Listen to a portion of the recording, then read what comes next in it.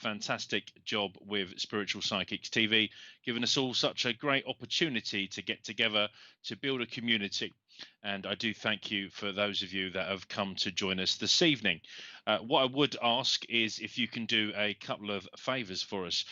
Please do give this stream a thumbs up. Let us know that you've liked the stream, and do consider subscribing if you haven't already done so that you don't miss any notifications. Obviously, if you're watching this show live, no doubt you have subscribed. You know the show was taking place today. If you're watching this on playback, do click subscribe. Make sure you click on the bell, turn your notifications on so that you find out about all the fantastic content available to you from Spiritual Psychics TV. This show, Ashley Robinson, as your host, that's me, Being Spiritual. It's a spiritualist philosophy show. And what we're going to be doing today is part 2 of our frequently asked questions on spiritualism, going through a little bit of a fun quiz and opportunity to talk about anything spiritual, spiritualist. It's lovely to have you with us this evening. If you are on Facebook, Twitter, and Instagram, remember to find Spiritual Psychic TV on those platforms, and remember to find me on Facebook and Instagram and Twitter. You can find me at Ash Robinson Medium, and I would be very grateful for any of you that wish to follow me. Always lovely to hear from fans of the show, and opportunity to talk and ask me sort of spiritualist questions. If you are on Facebook, also consider joining the Spiritual Psychics TV fan page. Find that page. You'll often have different posts on there telling you about the shows and the contents and the other bits and pieces that are going on. And a final favor I would ask then is that you give us a share this stream. Now, if you are involved in the live chat, brilliant. We'll be able to engage with you, and you'll be able to engage with us and the studio this evening through that live chat function. In order to use the live chat function, you do need a YouTube account. They're free of charge, and you need to log in. Once you've logged in, you should see the live chat window. If you're in the live chat now and you want to share, you'll need to close the live chat. Look on that right forward arrow, copy this stream link, and post that hyperlink onto text messages, WhatsApp, any of your social media channels. Let people know you're watching Being Spiritual, live interactive show live on Spiritual Psychic TV. Or after the show, post a link, tell people you've watched it, ask them to watch it on playback. That is very much appreciated. Otherwise, folks, we'll look forward to getting on with the show. So in a moment, Richard will post some details of some of you that have joined me, and I will do a couple of hellos and welcomes. But I do appreciate all of you that have joined us this evening. So Richard, whenever you're ready, I'm ready for you to let me know who's joining us on the show. James, good evening, Jim. He says, hello, Ashley and James, great to have you with us. Good old Jim, wonderful member of the congregation, and little George Wood, lovely to have you, sir. Love and best wishes to all of my Wimbledon Spiritualist Church congregation and church family, and of course all of our new viewers. If we do have new viewers this evening, let me know where you're watching the show from. That'll be lovely to see who's joining us for the first time, perhaps, or from different parts of the UK and indeed parts of the world. Hi, Georgie. Gary Walker, good evening, sir. My old mate from Mitcham Rugby Club. Do hope your wife is feeling better. People that watched the show remember a couple of weeks ago we were sending her some love and light and healing. So I do hope she's doing well. Ray Robinson, that name sounds familiar. Good evening, Dad. Diana Redmond says, hi, Ashley. Hiya, Diana. Welcome. Kelly McEaton, a regular viewer. And Eileen Macy says, hi, Ashley, Richard, and everyone. Hiya, Eileen. Tracy Honey, hiya. Lovely to have you with us tonight. Haley, good evening, Haley. Cameron De Silva says, hello. Hello, Cameron. Welcome. Vicky Ball. Hi, Vicky. Thanks for joining us. Mandy Paul, good evening to you. Hello. Terry Wall says, good evening, Ash and Richard. Good evening, all. Terry Wall, fantastic ambassador for Spiritual Psychics TV, does an awful lot of work behind the scenes. All your social media you'll see as well. Mary Dixie, my old circle leader. Hiya, Mary. Emma Butler, good evening to you, Emma. Welcome. Veronica Jenkins, hiya. Another, our booking secretary for Spiritual Psychic TV also does a fantastic job of advertising all of the available content. So thank you, Veronica, for doing all of that. Christine Davis, my other half, has a positive COVID test. I'm sorry to hear that, Christine. And with your permission, we can all collectively send them some love, light, and healing. COVID certainly feels much closer to home now. And despite it being a pandemic, the first part of the year certainly seemed to know a lot more friends and family now suffering. Mandy Paul, good evening to you. She's joining us from Lancashire. And I do have members of my extended family in hospital on life support as a result of COVID. We wish them well. We send love and light to everybody. Diana's joining us from Coventry. What we'll do towards the end of the show, which will finish just after 9 o'clock, as we build up that energy, we will send that out to everybody, including Gary's wife there, and we will be sending positive affirmations, send out that unconditional love to all those people in need. Christine Woodham joining us from Spain. Christine was my first circle leader at Hatbridge Spiritualist Church. Also was the work of my dad at the Greater World. Hi, Stace. Stace Shaw, another brilliant fan and supporter of Spiritual Psychic TV. And Daniela. Daniela, is that Saratorito? I hope I've pronounced that correctly, Daniela. Lovely to have you with us this evening. Tracy says her son's had a positive COVID test as well. Well, let's hope that they get over it and get over any suffering as quickly as they can. Okay, I think we're up to date with everybody that has joined us. And as I say, if you do have people you want us to send absent healing to, pop their name in the comments. That'll be noted throughout the show. And at the end, I'll ask that everyone comes together collectively to send out some absent healing. That will be very much appreciated. Well, welcome back to the show. And I say part two of the frequently asked questions. I'm going to go through a few of bits and pieces. Hiya, Lauren. And of course, you can throw your questions. You can ask Ash anything, and indeed, we'll always bring in the community here. Mel Sargent, good evening to you. So I won't go back and refresh all the questions we went through last time. I'm going to start with a nice, easy one. What is a doppelganger?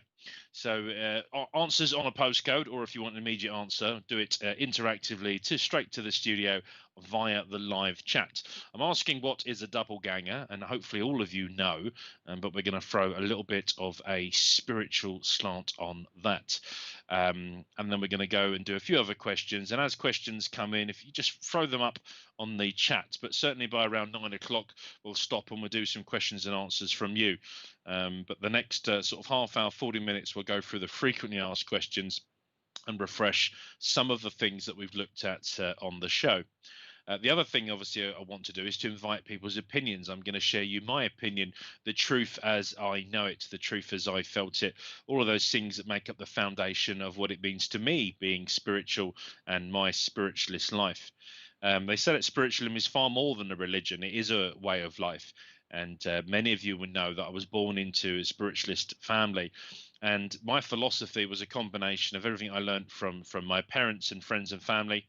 Hi, Teresa Thatcher, lovely medium and friend there that's just joined us. And you'll all have your own foundations and culture. Now, I tell you what I believe to be true doesn't mean I've got it 100% right. Could have misinterpreted it or not got the correct inspiration. Vicky Ball says someone who looks the same as you. Is that you know someone that looks the same as me? Cameron says not related, but look very similar. I guess there's a chat. I'm trying to catch up with your comments and put them up, but I think you must be having a chat amongst yourselves. And I'm not a strong multitasker. But if there is a specific question, just make sure you put my name in there so I know it's for you. But thank you, Karen. Oh, you are answering double ganger. There we go. Look, if I didn't have Richard here, Richard adds huge value all of the time. But right now, I totally lost track of the fact that these are the answers to the questions.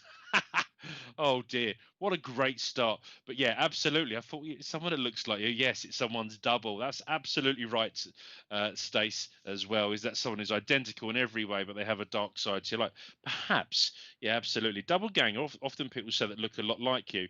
As the questions were coming, I thought, who is it that looks a lot like me? I'd lost that.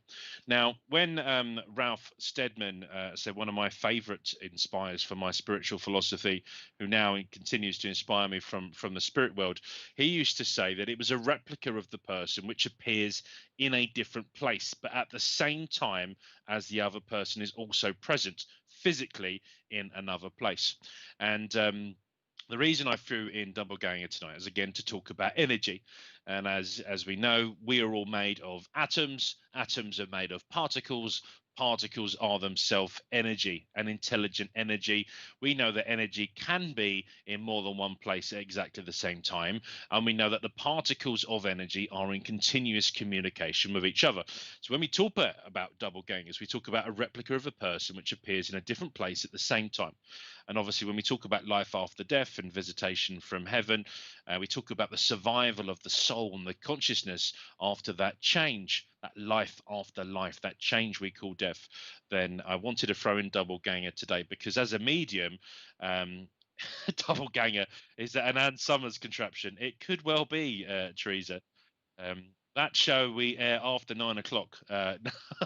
But yes, moving swiftly on, the replica of the person. And as a medium, as a spiritualist medium, I know there's lots of spiritual and spiritualist mediums on the show tonight. The idea of what presents themselves in my mind's eye is a replica of that person. It's their personality, their consciousness. Now, they don't have a physical body in that place I call heaven, the spirit world. They are pure energy. Some might describe that energy as unconditional love. But what they are presenting themselves, and they're using me as a palette, was medium when they're communicating with me, is they're giving me that glimpse of their personality. Julie Caswell said she just wanted to say hi. She obviously loves to see her name in lights on Spiritual Psychic TV. Julie Caswell, lovely lady. She's going to watch it later. She's doing a session on the Spirit Box. Well, we'll see if we can get Ralph Steadman, the wizard, to say hello with you, and then he can be in two places at the same time from heaven, Julie. So you'll have to let us know later if you get that evidence, because he's with me right now, I believe, my communicator, the person that continues to inspire me. Have a good night, Julie, and we will chat later. Okay, so that was a nice, easy question to get us up and running. The question I want to ask now is, what do you think an orb is? Hiya, Marcus. Marcus Lupser, a fantastic guy and medium. And Richard, is Marcus still working this evening after this show? When is it taking place? Next Friday. So next Friday, folks, you'll be in for another spiritual treat, and your guest medium will be Marcus, working with Richard, looking at what goes bump in the night in the studio. So that will be a fantastic thing to look at. For those of you after the show that have nothing else to do, have a look on the playback, the last couple of paranormal activity evidence of that. I believe there was quite an entertaining and exciting episode with Bill Hughes and Richard when they were analysing some of that evidence. And isn't it great, folks, when spirits can present themselves in different ways and that energy? Orb. Okay, so what do people think an orb is? Where do you see orbs? Cameron De Silva there, an orb of energy. Yeah, absolutely. That's exactly what I think of an orb. Terry says an orb is spirit that tends to be picked up on film or photograph. Yeah, so we do. People sometimes say, "Oh, I've seen an orb in that video or that photograph." An orb is a light of spirit. Yeah, nice one, Vicky. I think that a floating ball of spiritual energy. Stace says it's an apparition of an energy who's past trying to form itself into a more solid form. Oh, I like that, Stace. That's quite good. That links in with my spiritual philosophy and my love of the Ghostbusters and the idea of energy and ectoplasm, perhaps forms of what people would sometimes describe as a ghost. Leslie Knight, no worries for being late, Leslie. I'm glad you turned up just in time because I'm going to ask that you help me send out some absent healing later to everyone in need. Diana says it's spirit. Yeah, absolutely. A floating ball of spiritual energy. Now, I love Steve's idea of perhaps the orb we're picking up in form on photographs or video. Perhaps it's spirit trying to show themselves. Some of you will have had evidence, perhaps, that within the orb, when you've zoomed in, particularly on things like photo and video, perhaps you start to see characters and personalities within that orb. Richard, I know that in the studio you've seen orbs come across live on camera, and you've had people feel or feel that inspiration that orb was a spirit, evidence of intelligent energy wanting to communicate. Lovely things to see. And what I would encourage people is I love a good orb, and I love a good photograph showing them. Alison, good evening and welcome to you. She says she lost track of time and missed the beginning. No worries, you're here now, Alison. We're going some frequently asked questions, and you're able to catch up if you like. But we've not got too far. We've done hellos, and you've caught up with that, and we've been speaking about orbs and double gangers. What I would say with orbs is a great thing to do, particularly if you're watching live on video, is to recognize the presence of the energy and then to test your communicator. So rather than saying rather than saying, is anybody there? Answer the question of who is there? Can you do something else for us? Can you show yourself again? If you've seen an orb fly in from the left, can you fly in from the right? Can you stay still? Can you enlarge? The idea of trying to communicate with this intelligence energy, I think, is quite fascinating. And in static photographs, trying to examine what might be within the orb. Now, Malcolm Robinson, who's a fantastic investigator of everything phenomena, would talk about the fact that if you convince the brain at a subconscious level enough there is something there, you will start to see something there. And he describes that phenomenon when people start to see, religious saints or Jesus and everything, including a slice of bread. Perhaps it is there, but also if you convince yourself for long enough and you stare at something for long enough, you might start to see.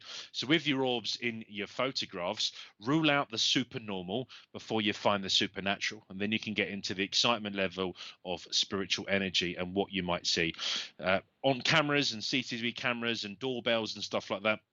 Think about your little flies and your infrared cameras. Think about the little particles of dust or spiders and that sort of stuff. And once you've ruled them out, you can start to get to the point of the orb. And if this is a floating ball of spiritual energy, try and communicate, establish communication, and verify who your communicator or what your communicator is. Always quite exciting. So there's some lovely answers there about orbs. And for those of you on social media, perhaps upload some of your photographs to Facebook on the fan page. Let's see your orbs. Come on, ladies and gentlemen, let's get your orbs out.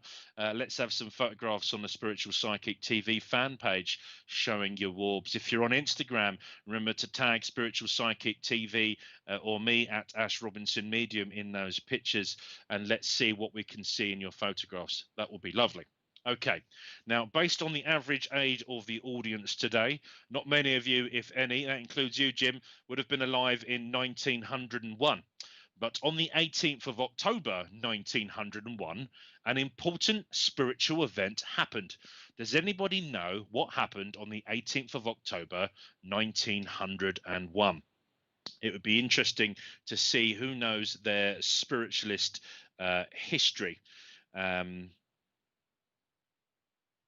Yes, okay, good.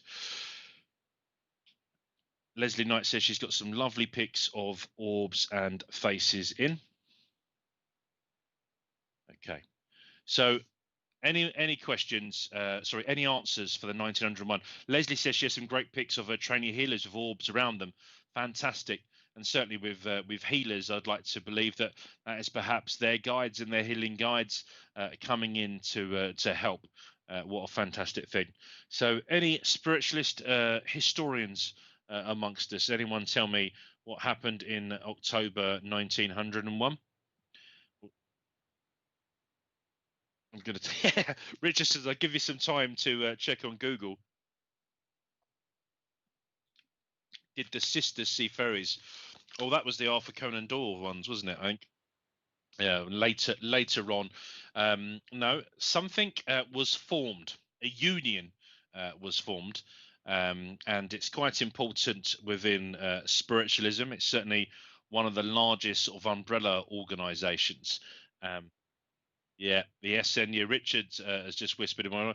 The Spiritualist National Union was formed in 1901. And obviously, we spoke at the last show about the sort of the modern history of spiritualism. But yeah, Kelly McKeaton says you got lots of over the years with orbs showing. Yeah, Kelly, it'd be good to see your photographs. Ray, Ashley, that's my dad. Ashley, you had orbs in your wedding pictures. Yes, I did. And there was one in particular. Sadly, one of my friends was unable to physically attend my wedding. He'd been killed. He'd been murdered.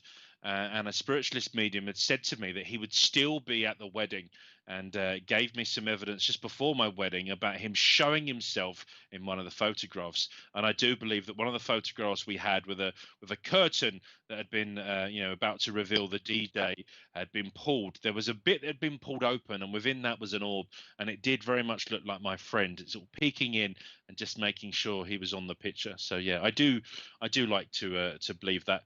Again, going back to me looking for the supernormal, you could say, well, a medium told me it was going to happen. I wanted it to happen. My friend had died. Perhaps I'm seeing things. Yes, that's absolutely true. Always look for things which could give a reasonable explanation. But I do believe it was my friend, and I've had evidence since that from him and his life after life that it was indeed him. Okay, so for those of you that are on Google and you'd got to 1901, anyone know a little bit before that why in July 1890 was a major milestone for spiritualism? Anyone know what happened in July 1890 and why it might have been a milestone for spiritualism, particularly for the UK? Jeanette White, good evening to you. So yeah, thinking about that time, thinking about the modern history. Gary says SNU was formed. Yep, absolutely. So go back a little bit further, and 1890 July. Yep, lots of answers here. Lots of people that knew the answer to that SNU. Yeah, absolutely. And still the biggest UK umbrella for spiritualists to come together. Lots of SNU churches. Maybe there'll be a question on that later. Vicky Ball, thank you for your feedback. So 1890 then, July. First church, Terry says. That's a good guess. Think bigger than churches. What happened in Great Britain? 1890 July. So similar to a church, similar to a congregation. I'll give people a few more seconds to see if anyone knows, because it was definitely a big milestone for spiritualism. Something happened which wasn't just local. Obviously, it happened in a place, but nationally, there was a conference. And there was a conference that took place. So I've already said first physical mediumship was seen ectoplasm. Close, Stacey. It was the date of the first national conference of all of the independent spiritualist organizations of Great Britain. So, 10, 11 years before the SNU was formed, all of the independent spiritualist organizations of Great Britain came together. So big milestone for the UK. And you imagine what things would have looked like in 1890 of them organizing about the benefits of social media and mobile phones. But they got all the right people together. And it's a big, important milestone for spiritualism. But why? Why was it important that people started to talk and communicate? Because, of course, there were these ambassadors for spiritualism. We learned about the Fox sisters, didn't we, in the state of Washington, and the message that they were taking over about this intelligence and this intelligence energy. So lots of really interesting and exciting things happening. If there are other significant things and dates that people want to throw in, then please do. But talking about Fox Sisters and other names, we've mentioned lots of very famous mediums and people in between. But I wonder if anyone has heard of the medium Daniel Douglas.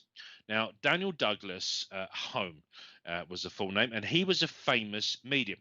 Does anyone know why he was famous or what he was famous for? So, Daniel Douglas Home was a famous medium.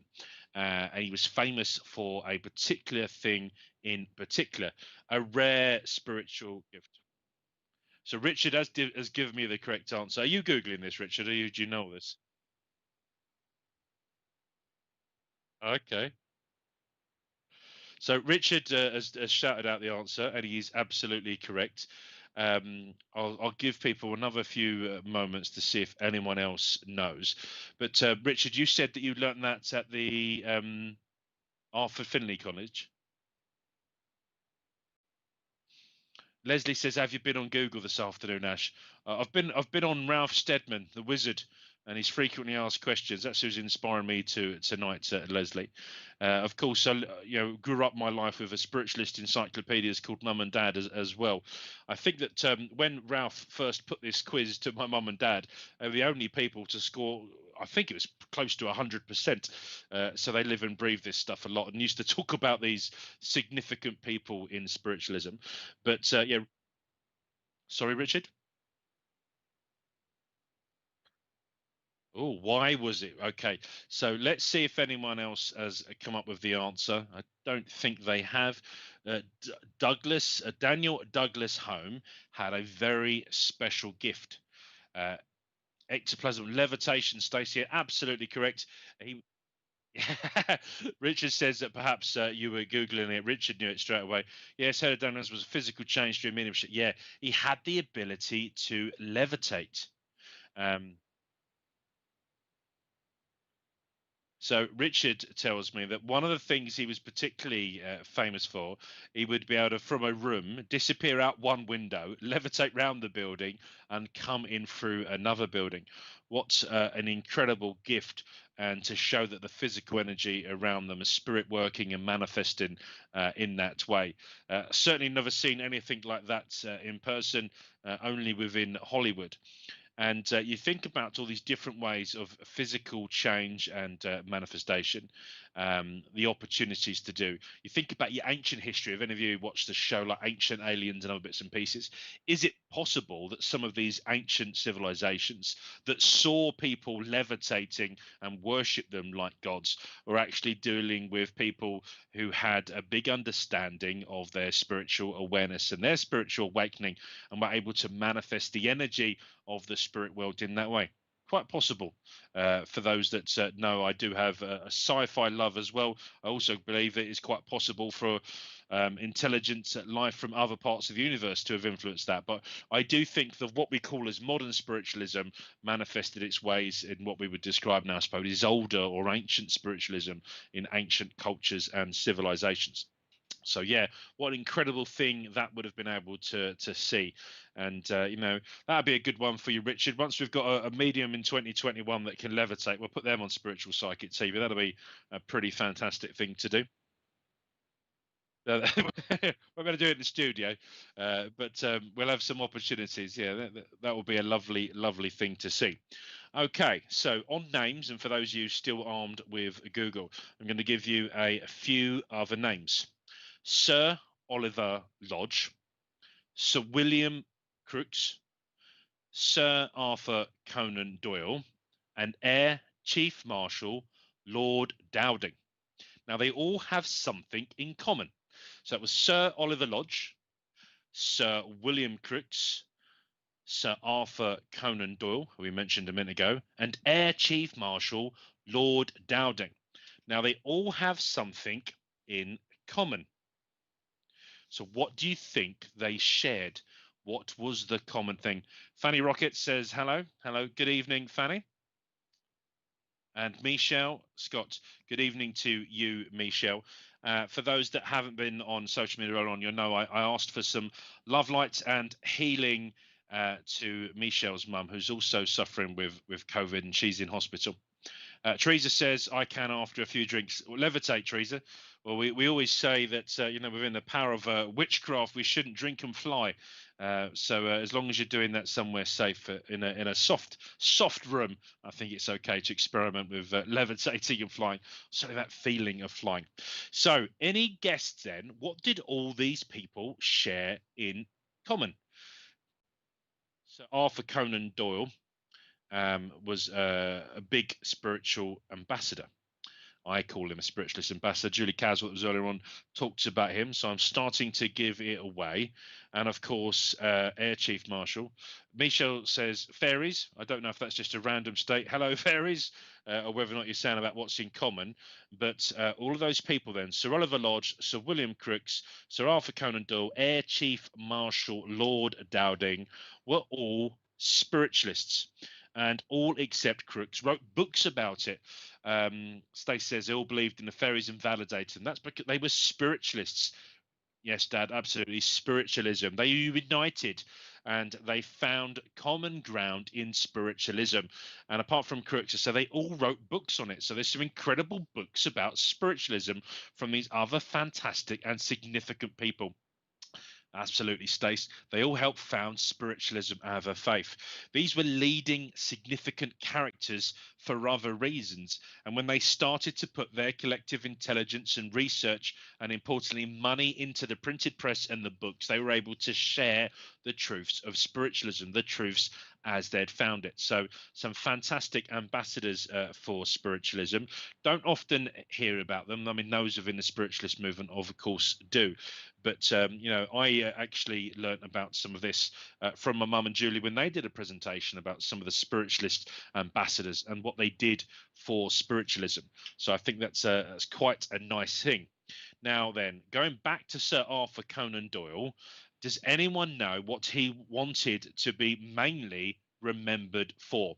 So it's reputed, I don't have this direct from Sir Arthur Conan Doyle, but I do have it from Ralph Steadman twice. Once we was alive, and again from heaven, where Ralph said he was able to verify it. So what did Sir Arthur Conan Doyle tell people that he wanted to be remembered for mainly? Does anyone know? Anyone know what Sir Khan of Doyle wanted to be remembered for, or what he was generally known for? Go on, Richard. Did you say? Yeah, possibly. Um, yeah, he did a lot of lovely things, and definitely someone worth googling. But of all the incredible things he did, of all the significance and the reasons why he would be remembered in history, I am told that he wanted to be remembered most for his work for spiritualism. Absolutely. So you've heard it from me. I heard it from Ralph. Ralph says Sir Arthur Conan Doyle has told him, and I do believe that they are communicating, and that is verification. But he did some wonderful work for spiritualism, and towards the end of his life, it's what he wanted to be remembered for. The evidence that he started to put in behind that. A wonderful character, and as I say, if any of you have the opportunity to attend for being a spiritualist and not as an author. Yeah, well done, Stace. Sir Arthur Conan Doyle. Yeah, if you are able to attend any of the workshops that Julie Caswell done, I'll have to encourage her to do it online, perhaps. Yes, Teresa, his belief in the afterlife, his work in spiritualism. Perhaps we can encourage Mum and Julie to do a little show about some of those spiritualist ambassadors, either on here or part of a spiritual psychic TV academy, perhaps one of the learning opportunities for those of you that are VIPs. Fanny says that his memory would live on, certainly his legacy in spiritualism, Fanny. Yeah, think about being a VIP, a very important patron of Spiritual Psychic TV. You can donate, I think it's £1.50 a month towards the show. Everything goes back into the investment, the equipment, the technology, and everything to produce these shows. Richard's not taking any profit out of that. It's all going back into the shows. In fact, he's putting his own money into it too. But for the VIPs, there is also the Training Academy, and there is some talk of a spiritualist philosophy workshop or two and some groups or some shows this year. So watch this space. Let us know on the fan page on Instagram and Twitter if you would like to be part of that. Okay. Telekinesis. Did he create Sherlock Holmes? He was certainly an author of books. You could argue that he was part of that, Gary. Yeah, so it's his character, Richard saying he did create the character. He wrote the Sherlock Holmes books, and what a legacy that's led. But yeah, he wanted to be remembered, Gary, for his work on spiritualism. Okay, telekinesis is a gift. Some would say it's a psychic gift. Does anyone know what telekinesis is? Any guess, or anyone that does know? Yeah, Richard's got it spot on again. And I wonder if some of you have known. But let's just while I'm waiting for see if any answers come in. Based on that concept of everything being made of atoms and the atoms being made of particles, within the particles are energy, that is an intelligent energy, and it's constantly in communication with other particles and in communication with other atoms, and everything is made of atoms. Telekinesis is what type of gift? What type of gift, and how might someone with this gift work with and communicate with that intelligence behind the energy of the particles and the atoms? Does anybody know? Telepathy. That's another skill. Um, Mind reading, Terry says. Yeah, that is telepathy. Being able to read minds. Leslie, yeah, absolutely. Moving objects with your minds. Absolutely. So, in terms of the spiritualist gift of telekinesis, moving physical objects by only using the power of the mind. Fanny, yes, spot on as well. And I've only ever met one person that's been able to do this. It was a lady called Vari Kent. And Vari Kent ran a workshop at Women of Spiritualist Church where she tried to teach people to do this. And we all had some fun. My dad and I sat at Wimbledon Spiritualist Church throwing milk carton lids over our head, trying to get them into a box using luck. And for anyone see my dad and I try and throw anything, we have the hand-eye coordination of a floating bag of spanners. So we weren't very successful, but we started to see if we could change the direction of these lids by one of us throwing them, the other person trying to move the object with our mind. Now, it wasn't exactly under scientific conditions, but what we found is when we really focused, we were able to move those lids into the box. Now, we never did it from static because Vari Kent used to say if the object's already moving, it's much easier to change the way it moves. And we certainly had some interesting results at Women of Spiritualist Church. Now, Vari in her prime was able to move things from static, and she spoke about being a young barra girl on the markets where she used to screw up a piece of paper, throw it up in the air, and it would go up the market tent, round the other side, and into the bin. And a skill that needs a lot of practice. But yes, Vicky, moving by mind power. And I think it's all about that level of attunement with the mind's eye as a psychic gift. Quite an incredible gift. If anyone has seen that, seen things do it, then I'd be really keen to know. I've often wondered if some of those professional and elite sportsmen, you think about footballers kicking those penalties and rugby stars kicking a conversion or penalty, is there an element that through their dedication, their skill, and their talent, they're able to influence the direction of that ball as it's flying through the air? Quite possible. Who would know? Or is it the collective power of the fans that want the goal to be scored or the ball to go through between the posts? Or is it the collective power of the opposition fans that don't want it to? Who knows? I'm sure a huge amount of talent for the money they're being paid is a big part of that. But I'd like to believe that it is absolutely possible. Uri Geller, another really interesting guy, used to be able to bend spoons, and yeah, he would argue he was able to manipulate the particles within that. But yeah, as Richard was just saying, also famous for fraud. Didn't well, allegedly, we don't want to stop being sued. Allegedly involved in fraudulent situations. I mean, under the Consumer Act, even as mediums, we all know that if you say you can do something and you advertise and charge for it as a service, then you need to be able to do it. And I think that was some of the criticism he come under. So Michelle Scott says she loves these shows and she learns so much. Thank you, Michelle. Do appreciate your feedback. Sending you and the family lots of love and light. Okay, then. So moving us on. We spoke a lot about some of the spiritualist organizations, and the major spiritualist organization in the UK, we've already given away that. Does anybody know how many churches are affiliated to the major spiritualist organizations in the UK? So are we talking about, a few, a dozen, 20? We're talking about 50, or are we talking about hundreds? Anyone give me any idea how many spiritualist organizations, how many churches affiliated to them? So, how many spiritualist churches? What do you say, Richard? Oh, Richard's already given a good answer there. 336, which is certainly a very good answer. I assume I'm not still not sharing my screen, Richard. You're reading my answers and my notes. That'd be funny. Mind you, I could be if I was sharing the screen, you'd all be seeing the answers, wouldn't you? But who knows then? Who knows about the number of churches? How many could be associated? So Teresa Thatcher says 65. Siobhan's going to go back and watch the replay later. No worries, Siobhan. I mean, we're moving on the subject, so you can pass that on. So the SNU, which is the biggest organisation, has 350 churches at last count.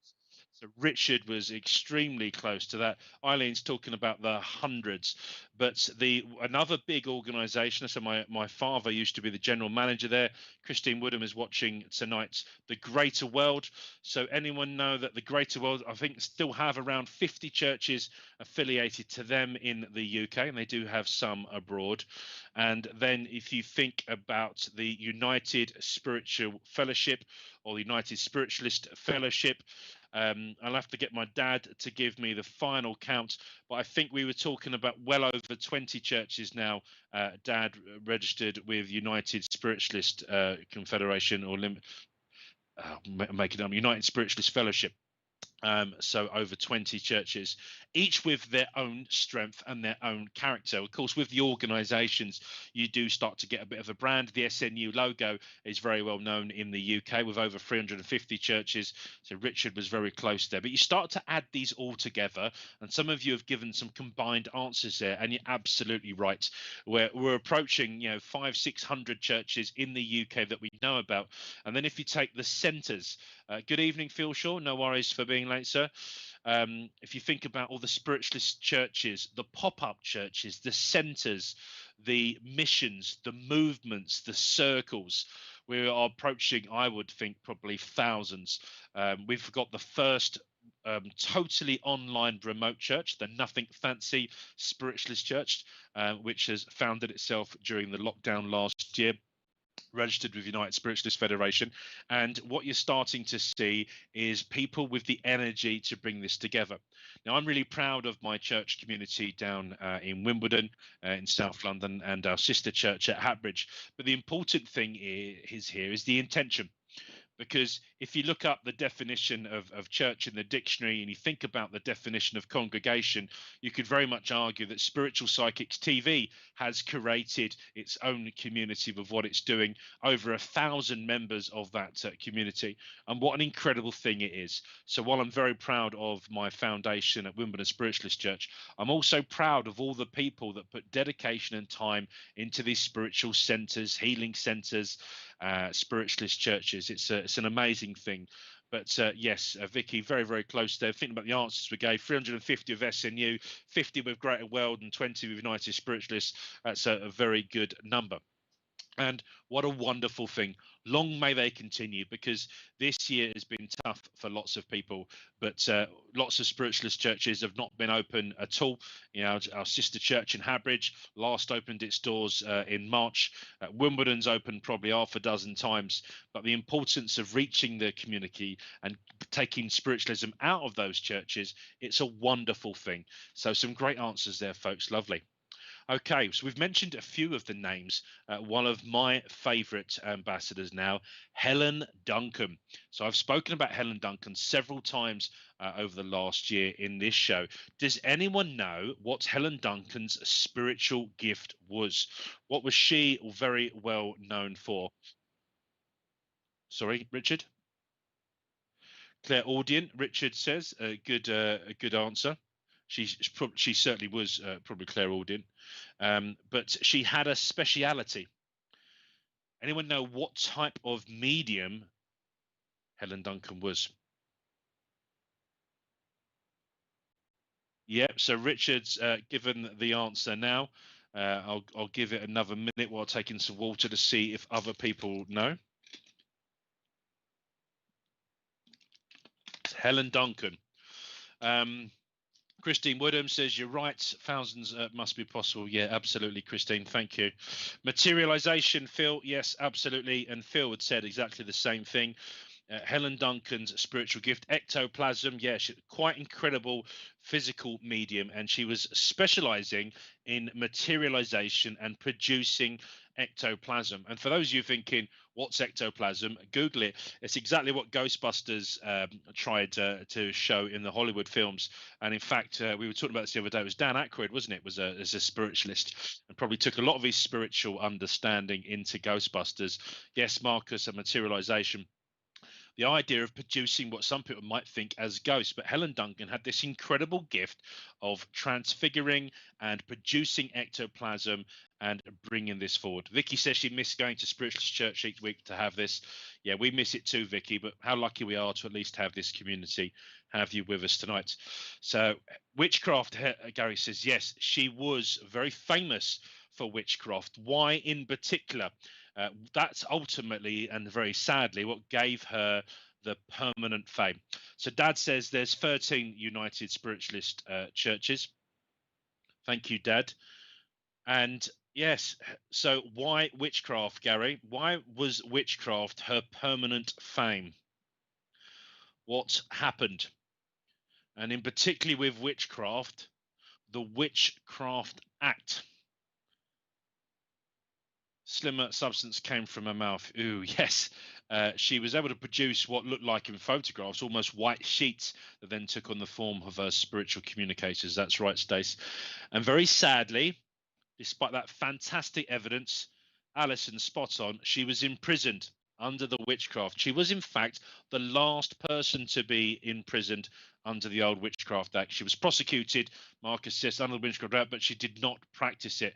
Absolutely. That's the real difference there. It was the understanding, very old fashioned rules and legislation. And she was the last person to ever be imprisoned under the old Witchcraft Act. And sadly, as part of that investigation, she wasn't executed under the Witchcraft Act, but she was in prison, Stacey. And one of the sad things is some people would say she was executed because, as part of the investigation to arrest her under the Witchcraft Act, several of her seances and her private closed circles were raided by the police. Now, she had given some pretty fantastic and quite phenomenal evidence of life after death, including what would be deemed a war secret, because she was giving evidence of communicators who had died, who had drowned after being killed in the line of action. And she was doing that at a time that the Ministry of Defense or the War Department had not revealed those ships had been sunk. So she needed to be shut up and she needed to be quieted. And in an attempt to keep her quiet, they tried to prove that she was a fraud. And some of the less intelligent members of the law enforcement community thought by raiding her during one of these productions of ectoplasm, they'd be able to grab hold of what they thought was a white sheet and prove that she was a fraud. But of course, it wasn't a white sheet, it was ectoplasm. And during one of these raids, halfway through producing that ectoplasm, the ectoplasm went back into her body and it caused her some very unpleasant health conditions. Some people say that's what led to her death. She was an old lady, she should not have gone to prison. Now, her granddaughter has a page in memory and tribute of Helen Duncan and some of the work on Facebook. So do look out for that. But an incredible physical medium and the last person to be imprisoned under that act. Marcus says she gave evidence about a sailor whose ship had gone down, which had not been made public yet. Absolutely, Marcus. That gave great comfort to the family who just didn't know if I think it was their son was missing in action. And people to say that the ectoplasm she produced was so spot on, you could even read the detail of the insignia of the ship that this sailor had been on.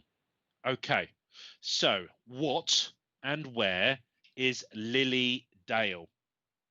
Anyone heard of Lily Dale? Probably not. I know that Julie Caswell would have done because I've heard her talk about that. But Lily Dale is the headquarters of the American Spiritualist near Buffalo in New York State. I thought I'd throw that in here because it's just a fascinating fact. Richard said he knew. You are the. How did you know that, Richard? My dad told you. You get an idea. Yeah, you get an idea now of what it's like to have grown up in my household. We, I think homeschooling now would have come out of even more knowledge of spiritualism. But yes, Lily Stateland, so the headquarters of the American Spiritualist near Buffalo. So NDE, so November Delta Echo, NDE. Does anyone know what NDE stands for within spiritualism? Obviously, it could stand for anything. Mary Dixie, yeah, spot on in America. You got that one. So, what does NDE stand for? Some people talk about having an NDE, November Delta Echo. Some people talk about what happens after an NDE. For those of you that have watched the show over the last year, you might have heard me talk about what could be considered an NDE when I spoke about my stroke. And I spoke about my spiritualism changing as a result of that. Phil talks about the fact that she did some seances at the College of Psychic Studies in London. They still have the actual chair she used for materialization. That's pretty cool, Phil. So, anyone know what an NDE is? Near death experience, says Nature Lover. Spot on. Anyone had one? Anyone had a near death experience? Yes, spot on, Terry. I say for want of a better words, Leslie, yeah, correct. I think you could argue that when I suffered my stroke and I killed 1/3 of the brain cells on the left-hand side of my head, that could have been a near-death experience. My spiritualism certainly changed and I evolved as a person. I do believe it was the power of absent spiritual healing that saved my life at that time, but I felt very different and very close to spiritual. So Stace talks about the head of the American Spiritualist Research Studies, yeah, in Lily Dale. And yeah, near-death experience then was exactly that, near-death experience. And Jim says they were all spiritualists. I'm guessing you answered the question from 20 minutes ago, Jim, but yeah, that's right. Vicky Ball, near-death experience. Yeah, you all got that one. Has anyone had a near-death experience? Anyone felt that it's changed their outlook of life? Nature Lover says, I had one when I was 18, 20 plus years ago. Interestingly, lots of spiritualists, not necessarily all, but lots of people that I've met within spiritualism that work as mediums talk about events in their life which were either a near-death experience or certainly life-changing, life-limiting, perhaps, that changed their view of the universe or their understanding of the universe. Terry says she's reading Lessons from the Light at the moment. It's all about near-death experiences. There was a brilliant show, I can't remember what it was called now, where a bunch of university students were trying to create near-death experiences for them to understand. Uh, Julia Roberts, yeah, can't remember what it's called now. It's a bit of a psychological thriller, but it's a good film. And they effectively find a way to stop their heart, don't they? So they can experience that journey. Or some people talk about a tunnel, going through a tunnel, heading towards the light. Some people talk about seeing their sort of friends and family. I've never said formally that my stroke was a near-death experience, in that I never felt like I was leaving my body and transcending sort of into spirit, but I certainly felt spirit around me. Marcus said his dad had one and explained what happened to him and who he was in the room at the time. Quite incredible evidence. Thank you, Marcus, for sharing that. Okay, clearance.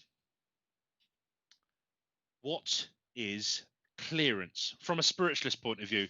I'm not talking about a home removals company now or a market sale, but from a spiritualist point of view, what is clearance? Sorry, Richard? Yeah, Richard thinks you can define it three different ways. Yeah, quite possibly.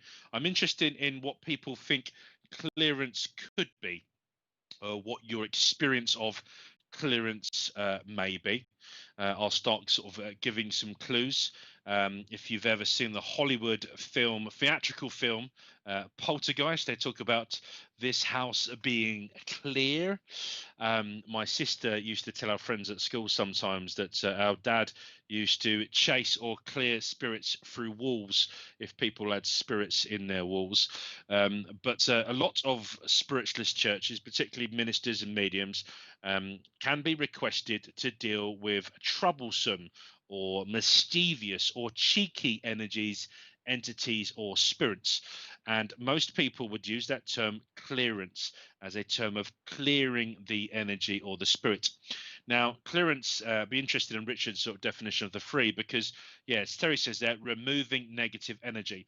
Not all clearance is necessarily a negative. Flatliners, yeah. Sorry, Mary, that's the film I was talking about. The idea of clearing the energy. Now, some of the houses that, yes, Nature Lover got it too. It could be that it's people, it's the human beings in the house creating the negative energy. It could be that there are unwanted spirits in a house or communication. You could argue the Fox sisters had unwanted spirits, but it was the start of that intelligent communication. But the removal of an entity or an energy, yes, clearance could be used to describe that. And again, going back to quote Malcolm Robinson, look for the supernormal before you look for the supernatural. A nature lover was just sharing a near-death experience there about going through a tunnel, seeing someone waiting for them, much more to it. Luckily, they were lifted off back and they could breathe again. Thank you, nature lover, for sharing that. I keep calling you nature lover. I assume you are a nature or a lover of nature. If you do want to share your name, please do. But thank you for sharing that. Yeah, look for the supernormal before you look for the supernatural. You know, most of, if not all of you, would have walked into a room just after two people have had an argument, particularly if it's two people that love each other and then they have a big old Barney and screaming and shouting at each other. You can feel that energy, can't you? You can feel that awkwardness, that tension that builds up in the room. And if you think about that and that type of energy, and that's created by human beings that are alive, there's the idea that perhaps energy can be residual. You could walk in 10 minutes after the argument and still feel it. Kelly says she lived in many old houses. One house, they all had kids' Lego flying around one night. I think my boys would absolutely love that now, and I'd be the one flying out the windows then if that happened. But yeah, what great evidence of spirit. My mum and dad spoke about a young spirit who had the game. Hi, Haley. Thanks for sharing. And my train set perhaps floating through the air, levitating when I was a child playing with spirits. Siobhan talks about releasing spirits, helping them move on. Yeah, clearance. That's exactly what that is. There is, of course, another form, an extreme form of clearance, which is where we're getting to perhaps religious fiction and Hollywood of the exorcism. You know, the idea of having to exorcise the spirit or a so-called possession of someone. Now, I believe that it's impossible for spirit to do anything to you that you don't want them to do, consciously or subconsciously. One of the disciplines that all of us as mediums would have, you know, for example, about not being too tired or have had a heavy meal or of drinking alcohol before we work. It's all about that respect and discipline with spirit. Sorry, Richard.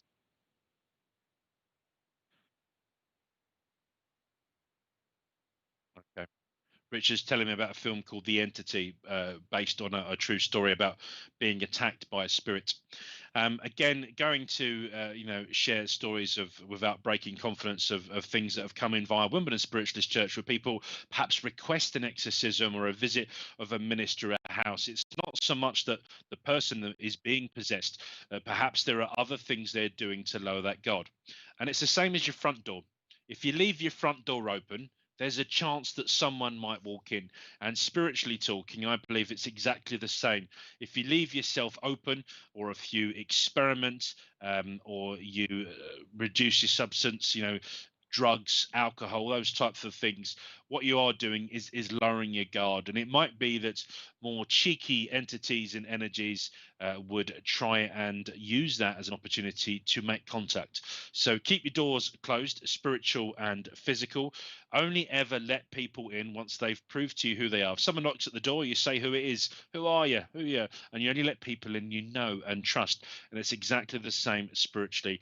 But although the light, I do believe, is more powerful than darkness, there are people on earth right now that aren't as light and as pure as you'd like them to be. So when people die, if it's their consciousness and it's their personality that survive after that change they go through called death, then it is of course possible that these same spirits are knocking about in the heaven and the spiritual world.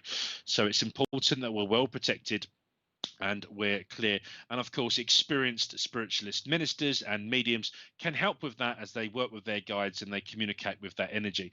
But the vast majority of so-called hauntings turn out to be energy created by the physical human beings alive. There is some other fantastic evidence on the rare occasion that it does happen. And yeah, that we could probably do another show all about that one time. I'd love to tell you about some of the things my grandfather experienced in a shed in London, with spirit trying to talk about some naughtiness that was going on in the real and the material world and how they were trying to get attention. So yes, there could be this so-called exorcism. There have been situations where the Church of England and the Catholic Church have themselves called in spiritualist mediums and ministers to help them with so-called exorcisms where they felt slightly out of their depth.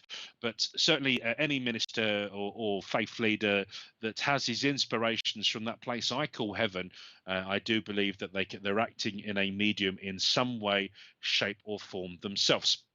Okay, so it's 9 o'clock. I did say by 9 o'clock that we would start to invite your questions. We're looking to wrap up the show in the next 10 minutes. There's a handful of quick questions and answers I wanted to go through. So start getting your questions ready to ask me, ask Ash, anything. A couple of the last things then that I want to cover off. I've got about 10 little things I want to see. Okay, right. So flashbacks. Anyone heard that term within spiritualism? Flashback. It is a spontaneous memory, as someone would say, as a sort of flashback. But within the spiritualism world, or the spiritual world, I've also often people talk about deja vu, and perhaps the spontaneous memory of that life, or even a past life, which comes without either preparation or warning during one's normal activity. An extreme case is the person can actually return and live back in the original time. I've seen people that have been at certain sites and flashed back to perhaps a time that they lived at a different time. Christine says, your dad and I have done this sort of work together. Yeah, absolutely. So the idea of a spiritualist flashback, and I was on the historic warship in the dockyard at Portsmouth. I think it's Victory, isn't it, Richard? You live not too far from that. And I was with a good friend of ours from America, and he flashed back to a time that he had been a sailor on board that ship. It was quite uncomfortable for him at the time. He was particularly then relatively young. But you know, you do hear about people flashing back to this time, sometimes through some type of past life regression. But we're going to do a spiritual psychic TV special on reincarnation and past lives and the concept of reincarnation. So watch this space for an advert on that. Another rare psychic gift, translocation. Anyone heard of translocation? It's the ability to dematerialize in one place and reappear in another. So do some research on that. I think that's a fascinating subject, translocation, the ability to dematerialize and place and reappear in another. Okay, so I just mentioned the word spiritualist. Then, from a spiritualist term, what does the actual term regression mean? Well, I just kind of gave that away a little bit when we spoke about flashbacks, but regression meaning the returning to experience episodes in a past life. Usually, as I say, this is under some type of hypnosis or past life regression. And there is some brilliant studies online. One of the most extensive was done by a guy called Dr. Ian Stevenson. So even Dr. Ian Stevenson, who is an American professor, and he wrote 14 books and over 300 different papers on the subject. So past life regression, reincarnation, 2021. That's the year we're going to have a special. We're going to bring together, I think you said, Richard, potentially a panel of people to talk about reincarnation. So yeah, do some research on that, folks. I'd be interested to get your opinions on regression, reincarnation. Okay.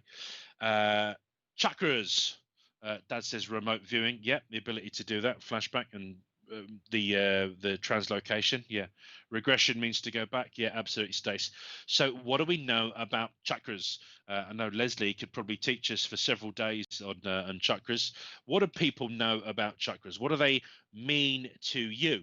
I mean, in simple terms, they are the areas in the body where the life force is concentrated. Again, you could probably have an entire show dedicated to the chakras. Lots of mediums and healers work through their chakras. They individually open them or close them. People be aware of them. Some work through a chakra, one chakra more than the other. Physical mediums talk about warming up their chakras to perhaps do more physical phenomenon, direct voice, and things like that. If anyone's got an experience of chakras, then it'd be great to know more about that. Okay. Energy centers. Yeah, Phil, that's a nice word. For anyone got any other words for chakras? I like that. Energy centers. Anyone name any of the chakras? Either in plain English or their physical term. I know Leslie, who is a spiritualist healer, trainer of new spiritualist healers for United Spiritualist Fellowship. This would be one of the things that new healers would have to learn about. It's 2 years worth of study to become an accredited spiritualist healer with United Spiritualist Fellowship, and this is one of the areas that you will study. June, lovely answer. Spiraling vortex of energy. That's quite nice, isn't it? Okay, so what kind of medium is likely to use or be aware of the chakras? We're just talking about the chakras. We're talking about the life force is concentrated. So an aura reader, yes, yeah. So what type of medium, what type of person would use this? Well, an aura reader will see the colors in a person's aura and interprets them. He or she will often see the chakras that points in the body where there are greater concentrations of that life force. And one of my favorite sci-fi slash action adventure films is the Star Wars films. And I love the concept of talking about the force and may the force be with you, all talking about that energy and that force, that life force. So thinking about the chakras as the points in the body where the life force is concentrated, then a reader, particularly those people that can read auras, perhaps see the colors and interpret them, and they will see perhaps the chakras or the points of the body that there are greater concentrations of that life force. Okay. So we spoke a lot about the organizations, and I just want to finish off a little bit about some of the concepts. Just before Christmas, I did a show with my mum and dad, and we spoke about the spiritualist principles of Wimbledon Spiritualist Church. But in terms of philosophy, what is not accepted by the SNU? What philosophy, not accepted by the SNU, did the master and teacher Jesus apparently believe in? Anybody know? So chakras, roots, sacral, solar plexus, heart, throat, third eye, crown. I think I got them all. Top of the class, Stace Shaw.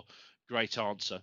So does anyone know then what the SNU, one of the principles of the SNU doesn't accept, that the teacher, the leader, or the leadership of Jesus talk about, or the master, Jesus, or the ascended master, some people refer to him, Jesus accepted reincarnation as a fact. And he said that John the Baptist was the reincarnation of a famous person. I've forgotten the name now. Is it Elijah? Am I pronouncing that right? Elijah. My dad would. Yeah, it is Elijah. My dad would know for sure. Sometimes I feel like I should have him also whispering in my ear, Richard, giving me these points. But yeah, it's one of the things that the SNU were unable to accept as an organisation. There are, of course, SNU accredited people and churches that would say otherwise. At Wimbledon Spiritualist Church, where we spoke about the principles as they mean to Wimbledon Spiritualist Church, one of the things you'll see at our church is that we accept the leadership of Jesus Christ. We do believe he was a real life human being. There's a guy I'm going to interview next month on the show, Richard, Malcolm Robinson, that did a lovely investigation into Jesus, the person, and whether or not he really existed. I certainly believe he was. I believe he was a great teacher, a great leader, and he accepted that reincarnation was indeed a fact. Now, as a spiritualist, I spoke a little bit about reincarnation. We're going to do a special on it. I certainly believe in it, and I do assume that the concept of reincarnation does exist. So that would be another show lovely to go back to. Okay. Who was arguably the greatest 20th century spiritualist healer? So there are lots of great healers alive and well with us now in 2021. But if you think about the 20th century, and the reason I say 20th century, I think Jesus was probably one of the greatest sinners. So Richard has got the same name in my head as me. Who do you think was arguably then the greatest 20th century spiritualist healer? Anybody got any names they would like to throw in? This person is sadly not with us now. They're in the spirit world. Well, I believe they continue to inspire, train, and help others with their healing. This person was absolutely incredible, and people used to talk about the evidence. So, Harry Edwards. Harry Edwards is the person I'm, of course, referring to. Again, could probably dedicate an entire show to him. Lots of people getting the answers right there about the reincarnation. Yeah, absolutely. But Harry Edwards then would, in my opinion, one of the greatest spiritualist healers that's ever lived, certainly in the 20th century. Lots of brilliant spiritualist healers now, and anyone that dedicates their time to it, you're all brilliant. Thank you so much for the dedication you put into your training and your discipline to do this fantastic word. Yes, Harry Edwards, Stace Shaw got that as well. You're on the ball tonight, Stace, absolutely. Right, last couple of questions as we approach the end of time. There's the last couple of things I wanted to finish with. Doris Stokes, wonderful medium, was able to heal Gary, but she wrote some brilliant books as well. That's what she was probably more famous for. My grandfather worked with her, and she helped found an organisation, Life After Death Promotions. Yeah, Jim says Harry Edwards. Yeah, absolutely. Okay, there are two sides to spiritualism. One is philosophy, and this show is dedicated to philosophy, what it's all about, what it teaches. What is the other side called of spiritualism then? The technical word, Ralph told me, is the phenomena. The mediumship, I suppose, is a side you could say of that. One of the basic principles of science is the idea of cause and effect. So which principles of spiritualism connects to this idea? And for those of you that have been a fan of the shows, we've spoken a lot about cause and effect and the basic principles of science. So from a spiritualist point of view, the sixth, compensation and retribution hereafter. And when we covered the Women of Spiritualist Church principles, we spoke about the idea of this compensation and retribution, cause and effect. Okay. Last few things then. The world, oh yeah, this is a good one. The word seance, although largely out of fashion, is still used today in one specific connection. Does anyone know where it is used? We've spoken an awful lot about it. Seance, you talk a lot about the Victorians, and you can go back 300 years and talk about the use of the word, but ultimately when physical mediumship is being demonstrated in a closed circle, our spiritual and psychic weekends, we've used the term experimental seance. You could argue that the paranormal activity in the studio on the couch is an element of a seance. It is just like a Zoom meeting in 2021. where a group of people will sit round together and say, "Can you hear me? Is anyone there?" So yeah, very similar to using Skype and Zoom in lockdown 2021. But Victorian Seances, right through to now, it'd be that term of physical mediumship being demonstrated. Okay, spirituality and overshadowing. Okay. Yep. So we are coming towards the very end of the show. The last thing I wanted to talk about then was past that is the opportunity table tipping. Stace says another great physical phenomenon, and from Sounds. I've really enjoyed doing these frequently asked questions with you, and it's been quite good. It's flowed quite nicely today. Hopefully, you have enjoyed the show. I've really loved you engaging with me and the show. We know that we get to about this time, an hour, sort of hour and a bit into the show, the internet starts to become overwhelmed. Lots of people going on. And we want to make sure everything is reset for the next available show. So we are going to come to an end now. Thank you very much for your feedback. People are saying that they have enjoyed it, which is really important to us. I want to tell you about a few other things happening over the next couple of days so that you know about those. And in 2 weeks' time, I look forward to rejoining you, and we're going to talk about spiritualism and astrology and how the two aren't necessarily incompatible. How, in fact, I believe astrology and spiritualism are compatible. Gordon Hingerson, Albert Best, what great mediums. Yeah, my dad saying that. So, in terms of adverts, Richard, is there anything else this evening? I think you've now finished for tonight. So, Veronica Jenkins is our guest medium and a demonstration of mediumship. So every Saturday night on Spiritual Psychic TV from 8 p.m. live on youtube.com/Spiritual Psychics TV. That's a demonstration of mediumship. Join us that from 8 p.m. Sunday morning, join my mum and dad as they conduct a divine service from Women and Spiritualist Church in South London. That's every Sunday morning from 11 a.m. And I think, Leslie, are you the medium, I think, this weekend? There we go. Memory's still working. So wonderful medium, Leslie Knight. You'll have a reading and a lovely opportunity. The Sunday sofa. So this is Sunday afternoon from 2:30 p.m. Opportunity to chill out on the sofa with the ladies. Will that actually be from the studio, Richard? Okay. So they'll all be Skyping in safe from home. Sunday sofa, you'll have some free readings there from 2:30 p.m. That's the Sunday sofa. And they will be talking about near-death experiences. So do join the ladies on Sunday afternoon from 2:30.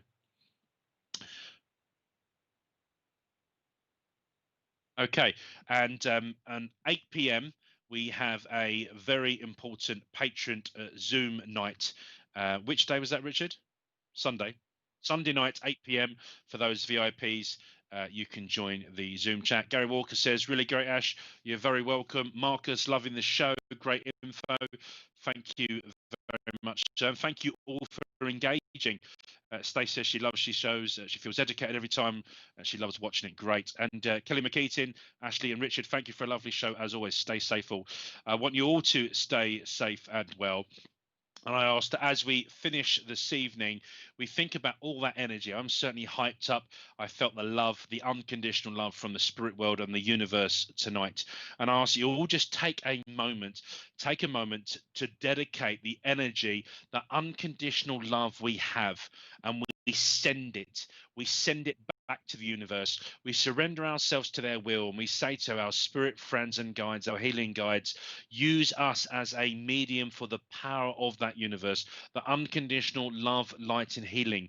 We have a mission. We have a mission for that love and light. We want it to go to the people that need it. We see them fit and healthy and well. We see them overcoming any troubles, be that psychological, physical, and mental, right now. We wish them a full and speedy recovery from any of their sufferings. Friends, family, I've loved working with you this evening. This has been Being Spiritual with me, your host, Ashley Robinson. Thank you to Richard James in the studio for all the productions and hard work. Good night. God bless. Stay fit and healthy. Good night, folks.